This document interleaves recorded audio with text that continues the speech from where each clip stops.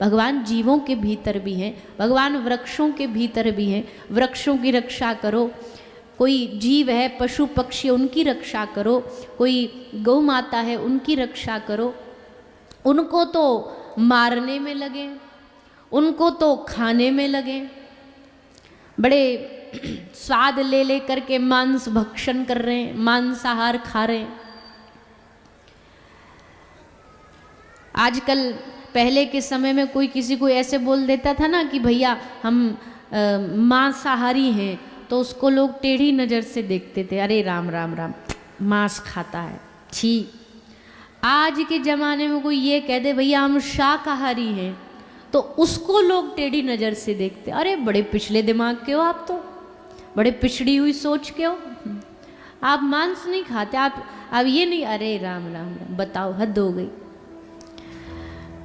आजकल कलयुग का प्रभाव तो देखो, बुरे लोग खुश होके अपनी बुराइयां बता रहे हैं, अच्छे लोग अच्छाइयों को ले लेकर के शर्मा रहे हैं।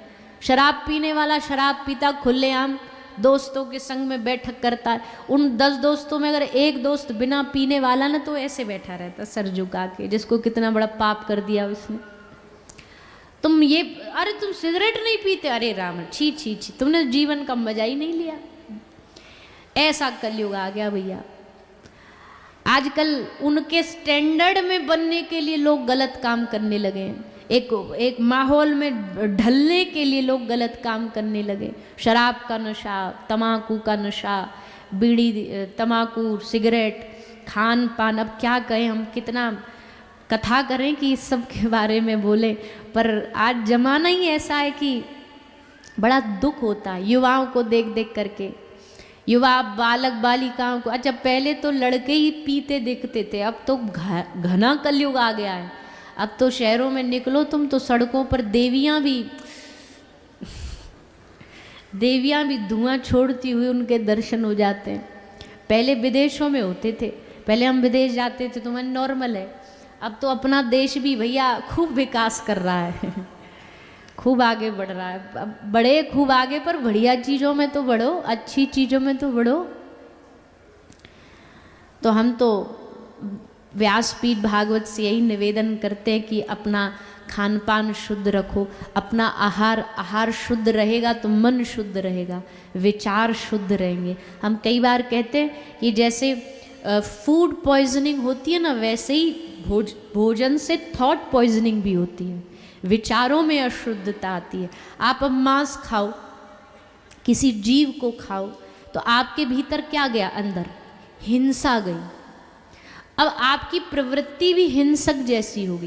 प्याज लहसुन को भी क्यों मना करते हैं, क्योंकि उसकी जो गिनती है वो तामसिक भोजन में आती है, तामसिक खाने में आती है, इसीलिए उसको मना। अब जिसको भजन में आगे बढ़ना है उसके लिए आवश्यक है कि वो तामसिकता से दूर रहे। जिसको ये है कि नहीं भाई हमारा तो जीवन जैसा वैसा बढ़िया, तो फिर आदमी कुछ भी करे, पर जिसको भजन में आगे बढ़ उसको तामसिक। और मांसाहार तो एकदम तामसिक भूख, क्योंकि जब किसी पशु को जीव को मारा जाता है उस समय हिंसक होता है, उसके भीतर बदले की भावना, डर, भय, क्रोध, गुस्सा, वो सब उस भोजन में आता है और वो आप प्लेट में सजा के खाते हो बड़े शौक से।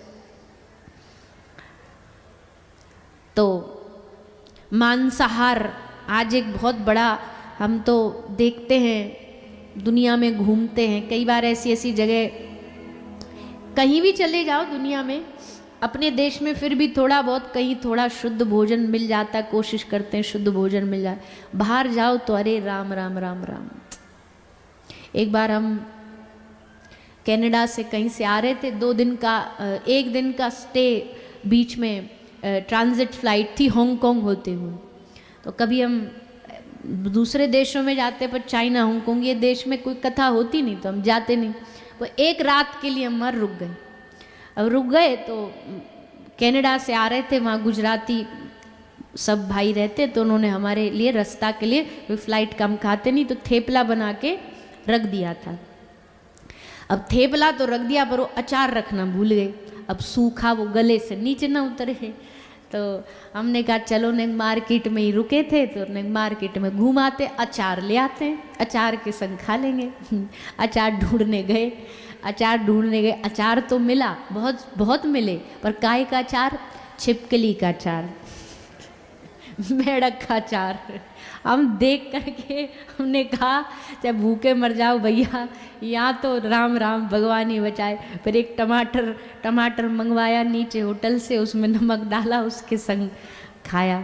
तो बताओ लोगों के भीतर क्या हैवानियत आ गई है।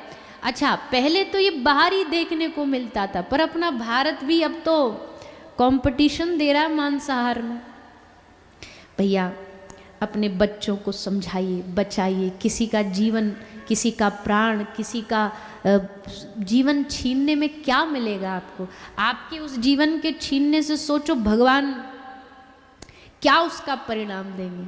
हम ये बात आपको इसलिए बता, हमको पता है आप सब लोग शुद्ध शाकाहारी एकदम सात्विक भोजन वाले बैठे हो यहाँ पे, है ना?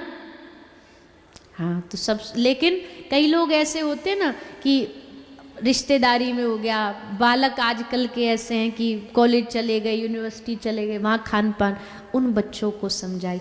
आज हद तो, मानसिकता तो इतनी गिर गई है, युवा बच्चे आजकल टेस्ट करने के लिए, भारतीय सनातनी बच्चे बीफ खाने को तैयार हैं।